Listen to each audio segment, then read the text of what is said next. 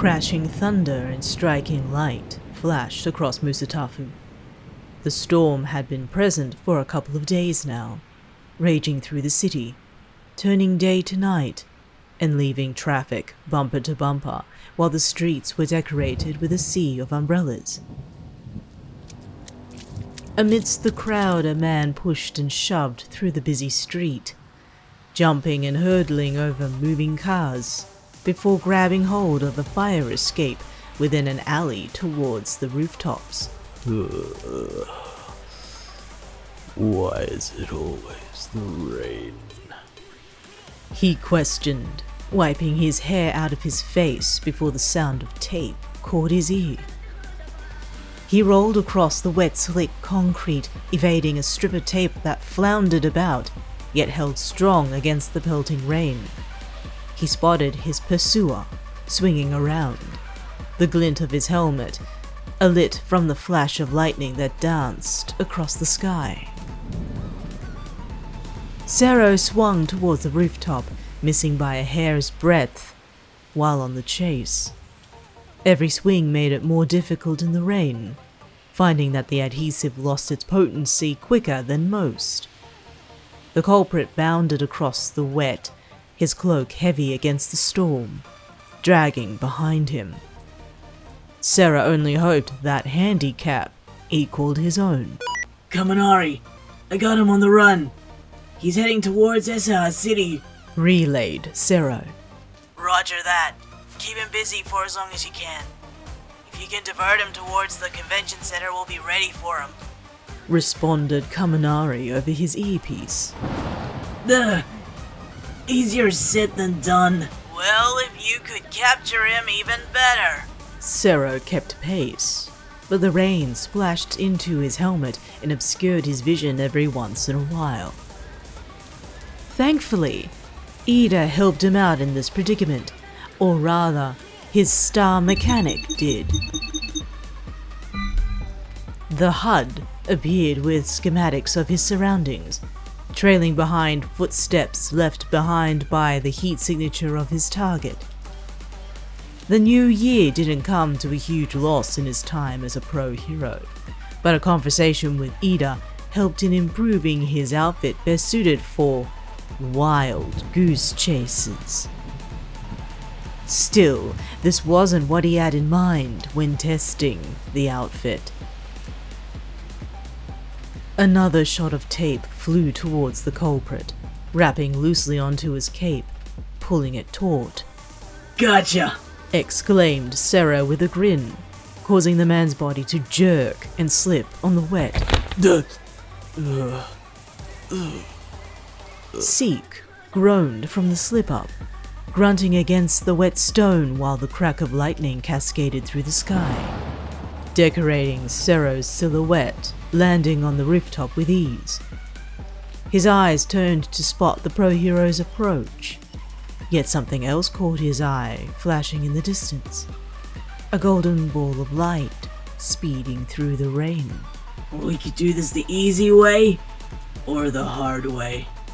Warned Sero, still with tape held onto Seek. The easy way would be to let me hog-tie you. Always a jokester, Commented Seek. I'd prefer to see how you'd enjoy the hard way. Suddenly he grabbed hold of his cloak and Sero's tape, running towards the glass windows that overhung the art gallery below. The glass shattered and showered into the building, taking Sero along for the ride. By reflex, Sero shot tape towards the beams above to halt his descent, violently whipping him in the air, along with his hold still on Seek below. The sudden jolt stopped Seek from crashing onto the now drenched marble floor. However, the tape's pliability snapped. His body fell with a loud thud among the broken glass and rain, winding him. Sero swung languidly from the fall, feeling the strain of that sudden whiplash course through his arms from both his weight and Seek's. He breathed through the pain, turning towards the ground to find Seek nowhere in sight. His eyes scanned through the HUD of his helmet, noticing the faint heat signature disappear into the gallery until a flash of light crossed his path, following after the culprit. Sero, what's your status? Asked Kaminari through his earpiece. Hanging around, Replied Sero, while he successfully freed himself from his tape. I'm still on his tail, but it's going to get a little complicated. What do you mean? Don't worry, I'll get him to you. Sero followed after the footsteps that slowly began to fade, yet that streak of light still left a heat residue in the air as well. It had been a while, and if he were frank, he hoped to test all of this new gadgetry with you under different circumstances. But he wondered what you had to do with this man. His suspicions rose in the back of his mind while he chased after the fleeting heat left behind by either of you. Reaching the end of the hall, Seek crashed through, landing onto the next rooftop in the rain. He rose to his feet, fleeing with his cloak flapping behind him until a golden light struck him from behind. He crashed into the wet concrete, spotting the light fizzling before him, turning into the shape of you ahead. You slid across the roof, halting your movements while your eyes, smeared with dripping eye makeup, landed on the man, staring up at you from the floor. Through his messy, wet hair, he gazed upon you, inspecting your form momentarily until his lips turned into a grin. Well, this is different. He commented. Behinho. For what do I owe the pleasure? I know who you're after, you informed him, keeping your distance. Straight to the point, I see. And how would you know? You barely know me. I've been following the Commission's cases, and your transcripts took my interest. I have what you want, and you may have what I want. You eyed Seek, watching that smirk on his lips. He raised his hands in the air, almost in mocking defeat. I'm an open book. He spoke genially. What are you after? Who? You corrected. I'm looking for the student that was taken during Christmas years ago, under the tutelage of Darby. Darby? So he does exist here. You stared at him with a furrowed and confused brow, standing in the wet while you watched his mind processing your information. His eyes darted in thought, though the rain masked most of his mannerisms. Where can I find them? You continued, catching his eye before a gentle smile crossed his lips. I'm sorry, Behinho, but I've been cooped in a room for months. This is really my first few weeks of freedom. He explained with a shrug of his shoulders. I'm afraid I can't help you. And yet, you're searching for Overhaul. Surely you know of the actions of the Paranormal Liberation Front? You spoke with suspicion. I do. Just not this version. He admitted, his eyes boring into yours. I guess you can't help me for free, though. Could you? You gazed at the man with confusion and disappointment. You felt sure that he may have an inkling to aid you in your own investigations based on the reports you skimmed through. However, you noticed his eyes glancing to the side, tilting to spot a figure by the broken window both of you exited from. There stood Sero, his silhouette painted by the lights of the gallery. This was the first you've seen him this new year, ever since your impromptu Christmas drop-in with his gift. Why now, of all days, today was the day to bump into him? Suddenly, bright reptilian eyes swooped into your vision. Seek's hand reached out towards you, catching your distraction as an opportunity to use whatever quirk he had in those reports. The violent snap of tape wrapped around his wrist and pulled him away from you, spotting Sero wrangling the man from the window. You took this chance and charged towards Seek, trying to grab hold of his clothes only for him to dodge and rebut every time. He was quick and agile, precise only to be thwarted with every pull of Sero's tape, preventing him from touching you. Meanwhile, Sero caught a quick glare from Seek before the teal-haired man grabbed a hold of his tape, pulling violently in a tug of war until Sero's feet slipped in the wet. Bucky! You called through the rain before you found him shooting tape across the way, using the momentum to swing and crash onto the rooftop. You took another chance, finding Seek preoccupied with his entanglement of tape on his wrist, approaching the man to grab him again. However, he was still persistent. Tell me, where can I find them? You grunted, finding both your arms held by his. You must know. Stubborn as always, Beijinyo. He spoke with a grin, pushing you away. You tumbled in the rain and the slick concrete, your gaze still on Seek until a roll of tape wrapped around his ankle, holding him from approaching you. You turned to find Sero still on the floor, his arms outstretched and binding the culprit. Get out of here! He yelled. I've got this handled. Doesn't look that way, Bucky. You retorted. I followed you for miles. Seek's feet slipped in the wet, still trapped by Sero's tape while the pro-hero stood to his feet. He held steadfast, grounding himself to stay firm, but soon turned between the both of you, intently listening to your exchange. This is none of your business. He cried back. He comes back with me. He knows more than what he's saying, and I'm going to get answers from him, with or without you. I'm only going to say this once. Leave. Please. Why? For the commission? I'm sorry, but taking him to Esaha City isn't going to solve my problem.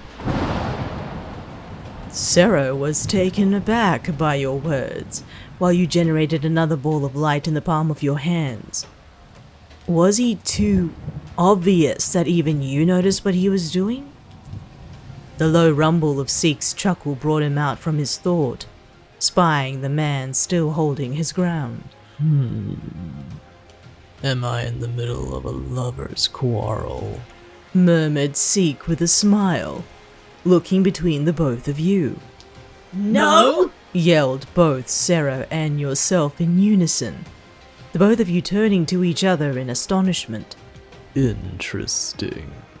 Spoke Seek with a small smirk. With a twist of his heels, Seek stepped on Sero's tape, tearing it from his ankle thanks to the rain deteriorating its adhesive strength. Freed from Sero's hold, he rushed towards you, only to encounter blow after blow, and soon facing off between both Sero and yourself. With every attempt to trip him up or to land a blow, Seek dodged each one from the both of you, cursing at his cloak every time he threw it around in your face.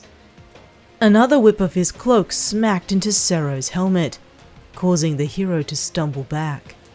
The sudden strike left the helmet with technical complications while the HUD flickered and glitched, his line of sight blurred from the screen.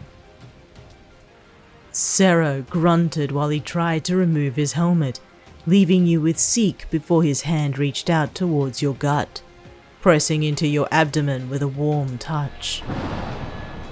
You felt a heat embrace your body as the light from his hand began to engulf you, spotting a strange sigil float from it. Thank you, Behino. He spoke, more so in apology than gratitude. If this works, I'm one step closer. The light blasted from his palm, engulfing your body in a warmth you've never felt before. But as brightly as the light blinded you, it grew dark, leaving you in the cold.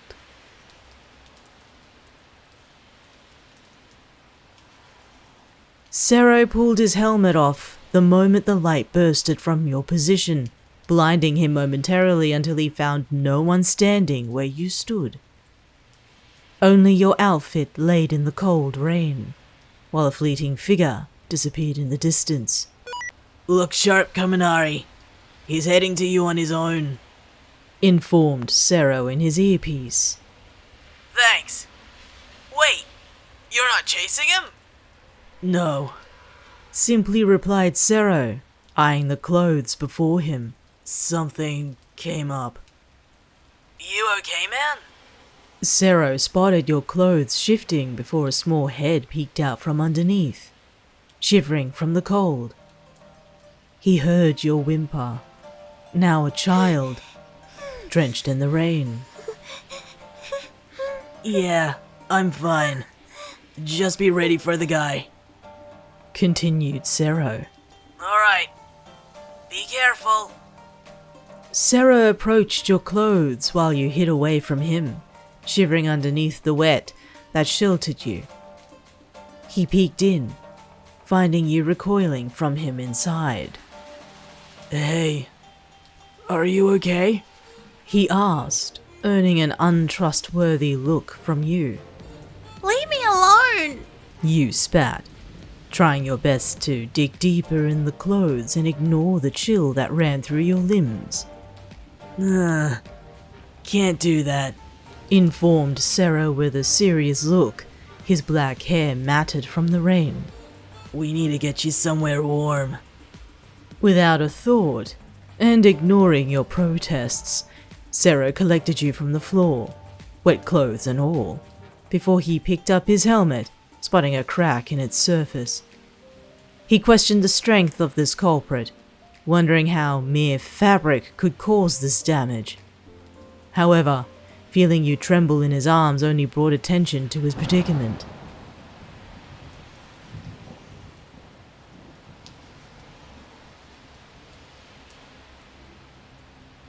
Sero deliberated on what to do, deciding to take you straight to his place instead of returning to his agency or informing the commission. Doing either would compromise your existence and his reputation in pro-hero circles. Despite his friends already having an inkling that he was seeing somebody, they didn't know the entire story in detail. Except for Kaminari. Sero landed by his apartment door, entering onto the landing that protected him from the rain. He reached out for the handle and opened his front door with a creak until... Hey, mate. Sero froze, turning his eye towards a young man a few doors down from his, shaking off his wet raincoat just outside his door. Working the midnight oil, eh? He asked, shaking some of the wet from his messy hair. Yeah, drawled Sero, holding onto your body wrapped in your clothes tightly in his arms. What are you doing back so early? Well, given the storm, some customers decided to postpone their lessons. It's all good though. Gives me a chance to cool off. Sero chuckled nervously at his neighbor. Having lived in one of the quieter neighborhoods of Musatafu, Sero quickly learned who and how his neighbors were, staring at the sprightly man across the way. Well, nice seeing you, Soul. uttered Sero while he entered his apartment. Hey, you too, mate. With a click of his door, Sero sighed while he leaned against the door frame, still holding on to you until he realized you had stopped fidgeting. He peeked into your clothes, finding you lying still, yet your eyes squinted in pain. Hey, are you alright? Asked Sero, concerned with the look on your face. You only groaned while you shook your head, your hands clutching onto your stomach tightly. In a panic, Sarah quickly laid you down on the couch, immediately rushing to find an old tea he had lying around to swap you out from the wet clothes that clung onto you. He apologized while he changed you, finding that now you were complying despite you moaning in pain. What's wrong? What do you need? Asked Sero again. Do you have a stomach ache? You nodded while you whimpered, nuzzling your head into one of Sero's cushions on the couch. Attempting to calm himself, he recalled the few conversations he had with you about your previous conditions and your insatiable appetite. He deduced that your quirk use must rely on constant energy, which meant more food. Sero ran for his kitchen, finding nothing nutritional, especially for anyone at your age, but luckily had found something to tie you over for a while, grabbing some fruit he still had in the chiller of his fridge. He quickly made work, cutting a few apples and peeling a few oranges before returning with them in hand. Here, he coaxed. It's not much, but I hope it settles your stomach. He watched you eye the fruit in hand, spotting a pout on your face before you slowly picked up an orange slice, sucking onto it. Your eyes widened at the sweet taste before you slowly sat up and continued to savor the fruit offered to you. Like it? Asked Sarah with a smile. Oranges are my favorite. Really? You asked while you continued to eat. Yeah, full of vitamin C. Good for the immune system. Would it make me feel better? Sero stared down at your somewhat serious face, despite it looking very childlike. He recalled your explanations about your past, even if it was brief, realizing that you may be at an age fully aware of what ailment you suffered. Sarah only smiled, sitting down next to you on the couch. You look better than you did moments ago, he commented with another smile. I'd say it's doing the job. For once this night, he saw a small smile on your face before you partook in your slices of fruit, now enjoying yourself. Sarah made a mental note to himself about this, but not before he ordered dinner, from your favorite place, no less, finding that you asked for more snacks quicker than he anticipated. It wasn't too long before dinner arrived despite the storm, with the aroma of homemade pasta wafting through the door. Sarah watched while you slowly made your way through your meal, finding that you weren't as jovial as you normally would have been when you were an adult. Everything alright? He asked, eyeing you with concern. Yeah, I'm just not this hungry. You explained while you continued to slowly slurp your pasta. My tummy can't handle a lot. But you really liked fruit earlier. Is that okay to have? Yeah, I love fruit! You exclaimed. If I could have it all the time, I would. But they're sometimes food. Sarah stared at you, more so on your referencing to fruit. It made him crack a smile, ruffling the top of your head. Next time I'll come up with some smoothies. How does that sound? He saw your face brighten at the offer, your eyes more so in surprise than anything else before you looked away from him in embarrassment. Sarah only grinned, finding that you still continued to eat your meal.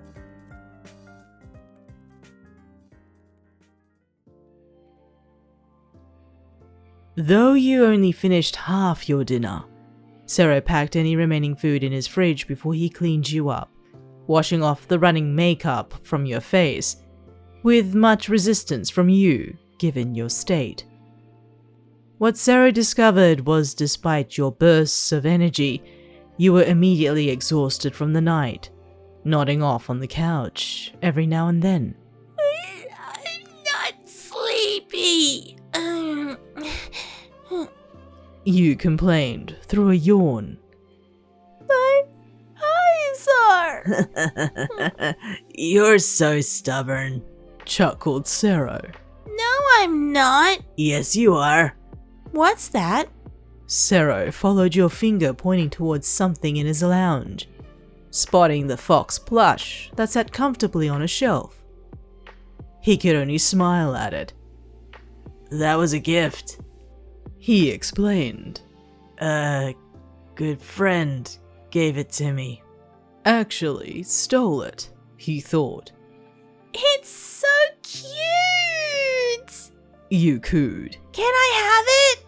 Will you go to sleep if I give it to you? Sarah watched another pout on your face, staring at him with angry eyes before you contemplated on the thought of accepting his request. Throughout this night, he never would have discovered how childish you really were. Even as an adult, the way you were was eccentric compared to most people. Yet seeing you like this was almost refreshing. Okay. You reluctantly answered. Only because I like you.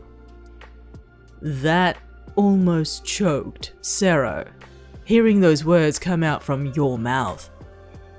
He mildly shook his head before he picked the plush from where it sat and handed the toy to you, watching your hand snatch it immediately from him. The widest grin appeared on your face, cuddling into the plush before you lay down on the couch, snuggling into it. Sero contemplated sleeping in his bedroom, but with the nagging feeling in the back of his mind about the state of your health, he opted to turn in on his hammock he had set up in the lounge. The same one he had ever since his academy years. He chuckled to himself at the thought before he tucked you in on the couch and dimmed the lights in the room.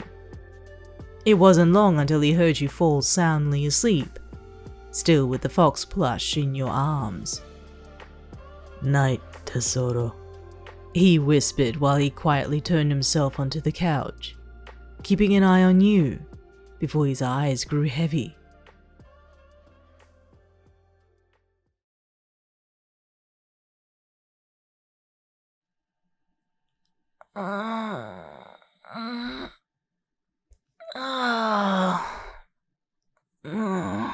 You groaned in your sleep while your eyes opened with a haze. You knew by the scent you weren't where you normally would be. The smell of citrus hit you first before you woke with the toss of the blankets on you, finding that small fox plush by your side. The same one you procured during the Christmas rush when... You immediately sprung from the couch when all memory from last night came flooding back. Your eyes darted around for any other sign of life. Mainly a tall pro hero that took you in from last night's mishap, but found nobody.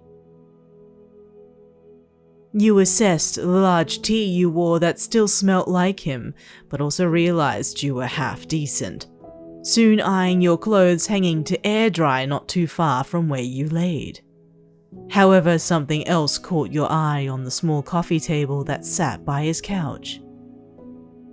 There sat a bowl of fruit, a smoothie of some concoction, and a note. Good morning. I didn't want to wake you, so I whipped up something in case you did while I'm gone. Mikasa Sukasa, or however that goes. There's leftovers in the fridge from last night. Stay for as long as you need. But I must warn you, I have overly friendly neighbors.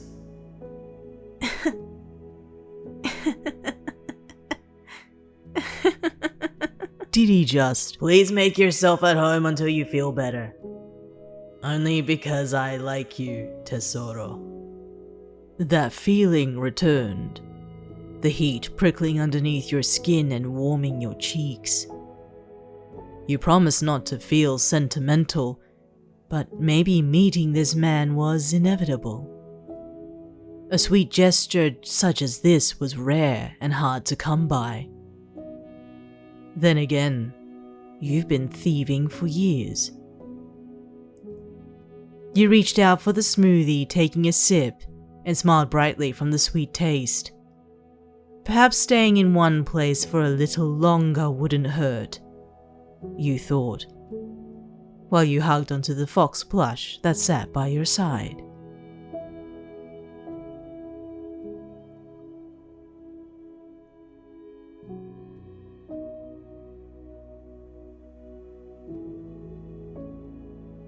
Thank you for tuning in to another fanfiction reading. If you enjoy what I do, enjoy the content, or would just prefer to fall asleep to my voice, please hit that like button, ring that bell, and subscribe to my channel. 2 more to go in this segment, and if possible I will be writing more with this trope, seeing as how many people have requested throughout the comments certain characters for it as well. It may be a possibility, but we shall see. After all, I am hoping to release a few more other projects that kind of like passion projects of mine. But I hope to release them, or actually, I hope to complete them very soon. Thank you for your patience though, and thank you for visiting. I hope to hear from you soon. Next we meet.